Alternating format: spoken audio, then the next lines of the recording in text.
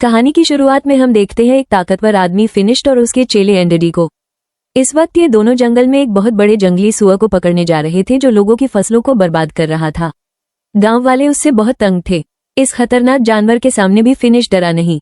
उसने आंडी से कहा कि सब मुझे हीरो मानते हैं, अगर मैंने इस सुअर को काबू में नहीं किया तो क्या इज्जत रह जाएगी मेरी।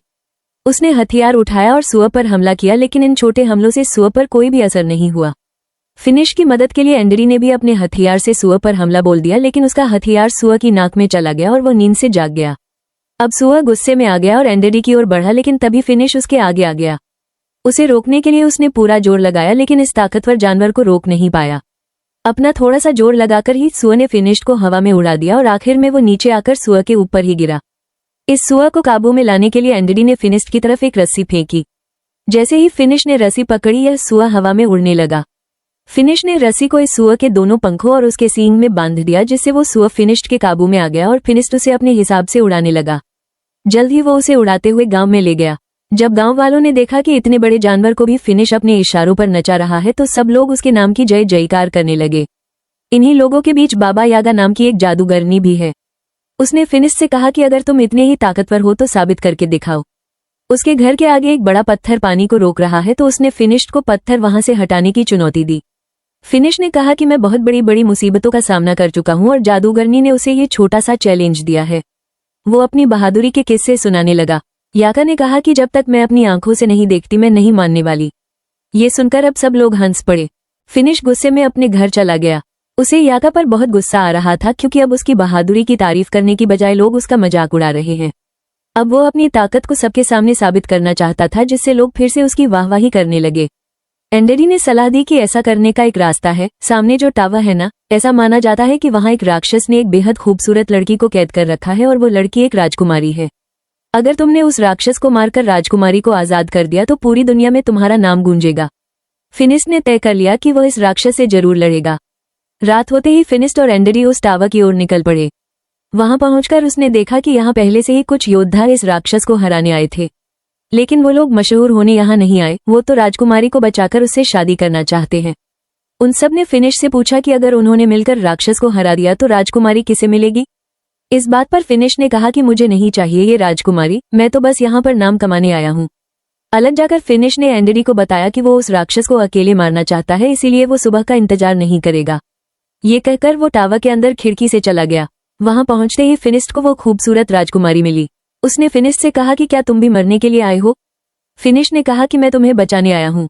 ये सुनकर लड़की भाग के अंदर चली गई। उसे रोकने के लिए फिनिश ने उसका हाथ पकड़ लिया। राजकुमारी ने अपना हाथ छुड़ाया और एक पिलर के पीछे चली गई। तभी पीछे से एक सांप ने फिनिश पर हमला कर दिया। फिनिश ने सांप से लड़ने लगा। तभी फिनिश को समझ आया कि यह कोई आम सांप नहीं है, बल्कि उस राक्षस की पूंछ है जिससे लड़ने वो यहाँ आया है। ये देखकर उसने पहले तो राक्षस पर खूब हमले किए, लेकिन जब कोई वार काम नहीं आया तो फिनिश ने उस राक्षस की दुम यानी उसके सांप वाले मुंह को हाथ में पकड़ लिया और अपनी पूरी ताकत से इस सांप के मुंह को चीरने की कोशिश की। लेकिन जैसे ही फिनिश ने उसका मुंह अपने हाथों से खोला, सांप ने फिनिश की आंखों में थूक दिया और अब फिनिश को नजर आना बंद हो गया। वह अंधा हो गया। अंधा होने पर भी फिनिश ने हार नहीं मानी और अपने पैर से टटोलकर अपना हथियार ढूंढ लिया। अब फिनिश ने दोबारा उस राक्षस पर हमला किया, लेकिन वो राक्षस गायब हो गया। फिनिश ने इतने हमले किए कि टावर टूटने लगा। टावर टूटने के शोर से सभी योद्धा भी जाग गए। वो सभी टावर से गिर रहे मलबे के पास आए। इन योद्धाओं को ना राजकुमारी दिखी न ही राक्षस, बस दिखा तो मलबे के नीचे दबा हुआ फिनिश जो धीरे धीरे उठ रहा था। जब एंडरी को पता चला कि फिनिश अपनी आंखें खो चुका है तो वो उसे वहां से ले जाकर घर छोड़ आया।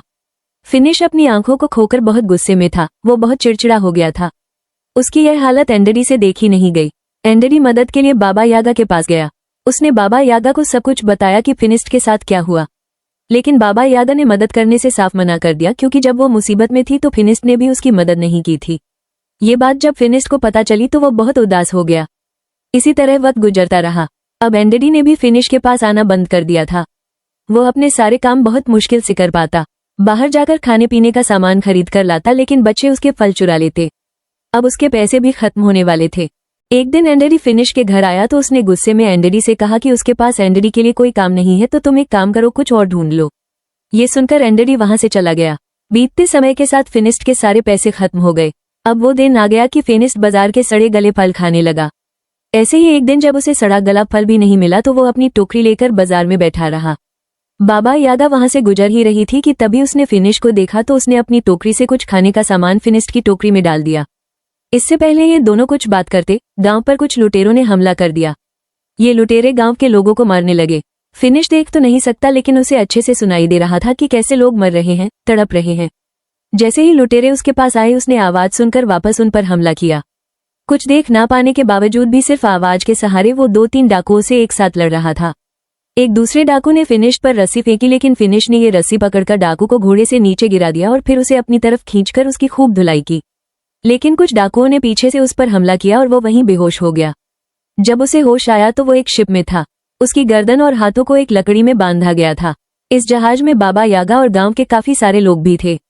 फिर हमने देखा कि एंडेडी भी यहाँ है। वो जहाज में आजाद घूम रहा था।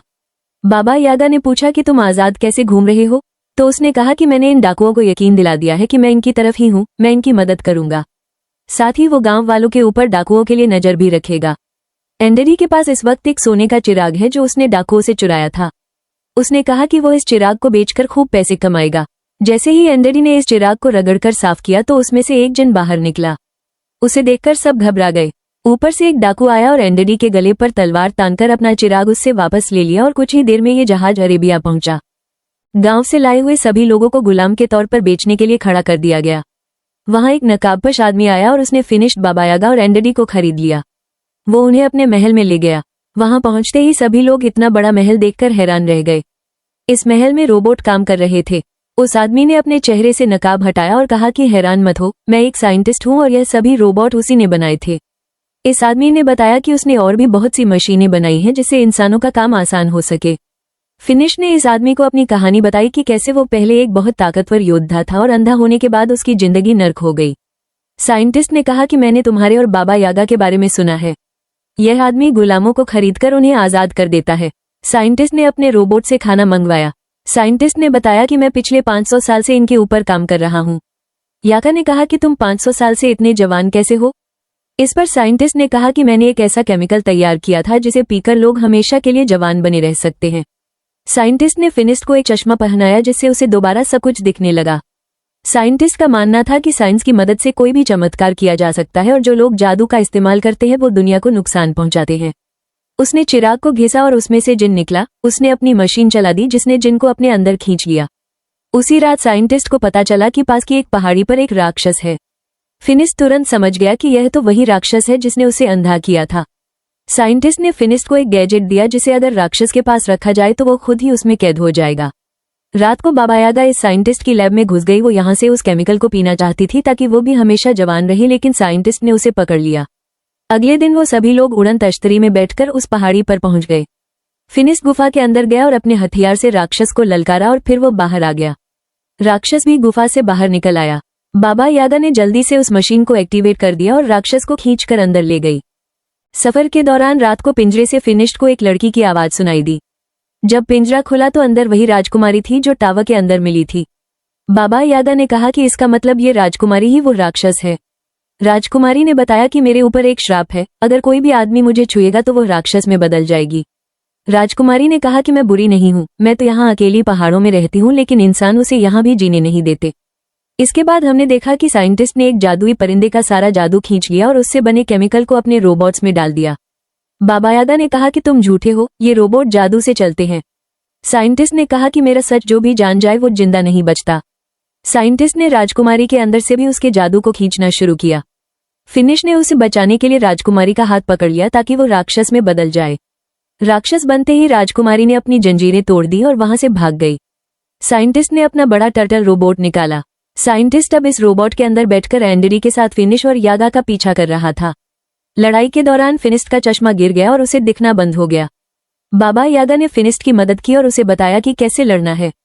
फिनिश ने टर्टल के गले में जंजीर बांध दी और उसे उल्टा करने लगा, जिसके बाद टर्टल के अंदर मौजूद सारा जादुई केमिकल नीचे गिरने लगा। साइंटिस्ट नीचे उस जादुई केमिकल में गिरकर मर गया। राजकुमारी के सच्चे प्यार के आंसू फिनिस्ट की आंखों में गिरे तो उसे अचानक ही होश आ गया और उसकी नजर वापस आ गई। फिनिश ने उससे अपने प्यार का इजहार किया। राजकुमारी ने कहा कि अपने श्राप की वजह से मैं तुम्हारे साथ नहीं रह सकती।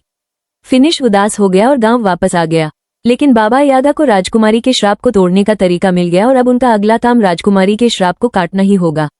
वीडियो पसंद आए तो लाइक कर देना और चैनल एक्सप्लेन एजी को सब्सक्राइब कर देना।